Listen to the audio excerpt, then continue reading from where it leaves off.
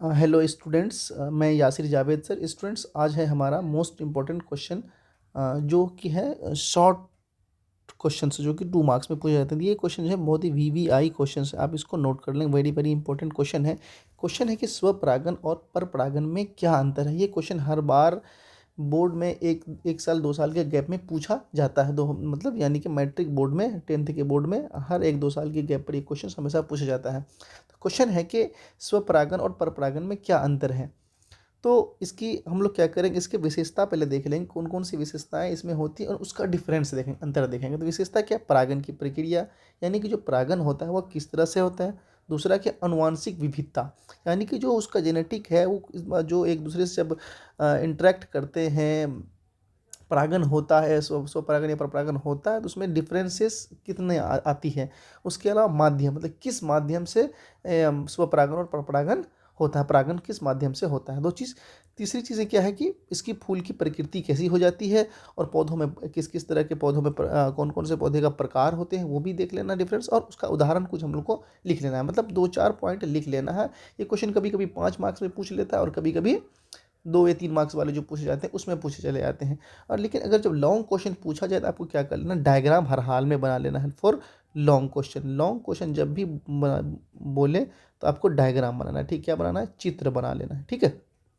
तो क्वेश्चन क्या है आपका, जो भी है स्वपरागन और परपरागन में अंतर। तो हम लोग क्या करेंगे, परागन की प्रक्रिया। परागन की प्रक्रिया में पहले लिखेंगे स्वपरागन का डिफिनेशन, उसके बाद परपरागन का डिफिनेशन। ठीक है, बीच में लाइन फाड़ लेंगे। क्या है, एक ही पुष्प या उसी पुष्प के दूसरे पुष्प के वर्तिकाग्र पर परागन का स्थानांतरण। यानी कि स्वपरागन में क्या होगा, एक ही पुष्प क्या होगा, मतलब ये कोई फ्लावर है, इसे ये फ्लावर है ना, इस फ्लावर के एक ही पुष्प है। ठीक है, कि अगर एक ही पुष्प या उसी पौधे के दूसरे पुष्प, या एक पौधा है, या पौधा में एक और पुष्प इसी तरह सेम लगा हुआ है, उसके उस एक ही पौधे के चाहे 2 फूल होगा या फिर एक ही फूल में, उसमें जब फर्टिलाइजेशन होगा, जब उसमें ऐसा परागकण आकर के गिरेगा, क्या होता है इसमें, ये जो परागकण होते हैं यहाँ आकर के गिरते हैं। जब भी डायग्राम बनाएंगे तो ये ऊपर रखेंगे, तब ऐसे इस तरह से गिरा करके दिखाएंगे, ये परागकण यहाँ से उड़ करके इस पे आता था, फर्टिलाइजेशन होता है। तो इस प्रक्रिया को हम लोग क्या बोलेंगे, स्वपरागन। और परपरागन में क्या होता है, 2 अलग अलग जगह पे फूल होंगे। क्या होंगे, 2 अलग अलग पौधे पर होंगे। तो क्या है, एक पुष्प के परागकण उसी प्रजाति के दूसरे, क्या होगा, परागन होने के लिए, मतलब पराग होने के लिए क्या होगा, पराग आपको प्रजाति सेम होना चाहिए। तो क्या लिखेंगे, उसी प्रजाति के दूसरे पौधे, क्या होगा, मतलब दूसरे पौधे के पुष्प के वर्तिकाग्र पर, किस पे गिरता है, वर्तिकाग्र लिखना जरूरी। वर्तिकाग्र पर गिरेंगे, स्थानांतरित होगा, तो इसे हम लोग क्या बोलेंगे, परपरागन बोलेंगे। ठीक है, ये बात होगी। इसका क्या होगा, डिफिनेशन, इसका हम लोग लिख रहे हैं, क्या होगा, डेफिनेशन लिखेंगे पहला चीज़। दूसरा क्या लिखेंगे, इसमें अनुवांशिक विविधता क्या होती है, तो डिफरेंस लिख रहे हैं। अनुवांशिक विविधता कम होती है, क्योंकि एक ही फूल है, दोनों एक ही जगह में, एक ही पानी में, एक ही सब कुछ में एक ही हुआ है, तो उसमें क्या होगा, डिफरेंसेस कम आएंगे।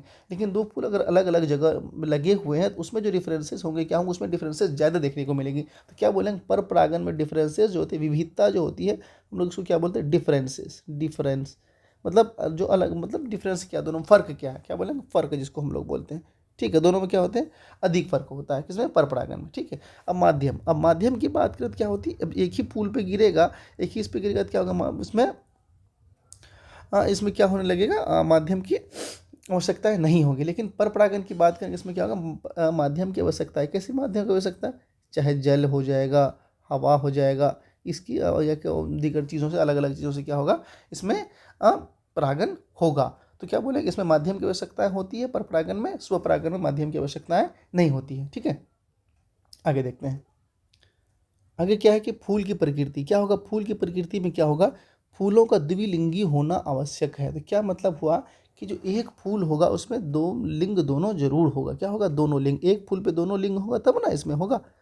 और पर परागन में क्या होगा, एक लिंगी और 2 लिंगी दोनों तरह से होना फूल। इसमें क्या होगा, एक लिंगी और 2 लिंगी दोनों तरह के फूल होंगे। मतलब एक फूल पे चाहे नर वाला पार्ट होगा, या एक फूल पे मादा वाला पार्ट, दोनों में से कोई एक होना जरूरी है। ठीक है, चाहे अगर दोनों भी होगा तो क्या होगा, पर परागन होगा। लेकिन क्या है कि जो स्वपरागन होगा उसमें फूल का द्विलिंगी होना जरूरी, यानी कि नर और मादा जो है, दोनों दोनों होना है, दोनों एक ही पौधे पर, एक ही पुष्प के ऊपर में होना चाहिए। ठीक है, ये होगी। अब पौधों के प्रकार क्या लिखा है, एक ही पौधे के नर और मादा जनन अंग भाग लेते हैं। इसमें क्या होता है, प्रकार में क्या होता है, एक ही पौधे के क्या होंगे, एक ही प्लांट होगा, उसमें जितने भी फूल लगे हुए उसी का नर और जनन अंग नर और मादा भाग लेंगे। इसमें क्या होगा, दोनों अलग अलग पौधे के नर और जनन अंग भाग लेंगे। आप इसमें चाहे नर होगा या फिर मादा, कोई एक ही अंग भाग लेगा, मतलब दोनों अलग अलग पौधे के जनन अंग भाग लेंगे। उदाहरण के लिए अनार और मटर आप लोग याद रख लेंगे। क्या याद रख लेंगे, अनार और मटर। मटर कैसे याद रख लेंगे, मटर जो क्या किया था, जो ग्रेगर जोन मेंडल ले था उसमें मटर पर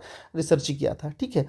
और परपरागन किस में होता है, सेब और तरबूज। सेब और तरबूज में क्या होता है, परपरागन होता है, याद रखेंगे। और इसमें क्या होता है, स्वपरागन अनार और मटर। तो ये क्या था आपका मोस्ट इंपॉर्टेंट क्वेश्चन, जो हर 1-2 साल के बाद इसको पूछे जाते हैं। आप लोग इसको याद रख लेंगे। धन्यवाद।